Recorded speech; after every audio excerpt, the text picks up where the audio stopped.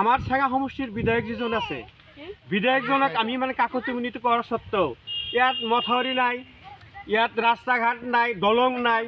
ইমানকেইটা ল'ৰা ছোৱালী যে আহে, ইয়াত দুটা হাই স্কুল, 4-5টা LP স্কুল, দুটা ME মাদ্ৰাছা, ME স্কুল। গতিকে এইখিনি ল'ৰা ছোৱালী সব ঈশ্বৰৰ পৰাই আহে। ধনী মানুহৰ ল'ৰাখিনিতো প্ৰাইভেট স্কুলত পঢ়ায়, দুখীয়া মানুহৰ ল'ৰা ছোৱালীবিলাক চৰকাৰী স্কুলত পঢ়ায়। কিন্তু সেই চৰকাৰী স্কুলত পঢ়াৰ কাৰণে যাতায়াতৰ যিটো ব্যৱস্থা বিধায়কক কিমান কোৱা সত্ত্বেও বিধায়কে নকৰিলে। হিমন্ত মামাক অনুৰোধ জনাইছোঁ যে ইয়াতে সোনকালে যাতে দলংটো দিয়ে। কিমান ল'ৰা ছোৱালী ইয়াৰ পৰা পাৰঘাট হৈ থাকে, কেতিয়াবা কেতিয়াবা হাতীৰেও উঠব লাগে, বিপদজনক হয়। আৰু মাজে মাজে ল'ৰা ছোৱালীক টানি উঠাব লাগে, কিছুমান ল'ৰা ছোৱালীৰ বিপদ হৈ আছে। এইবিলাক আমি বহুত ইয়াতে কষ্ট কৰি আছোঁ।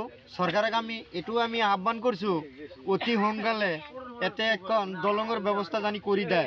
বিধায়ক মহোদয় জানাইছোঁ, বিধায়ক মহোদয় স্বীকাৰ হৈছে কিন্তু কাম কৰা নাই।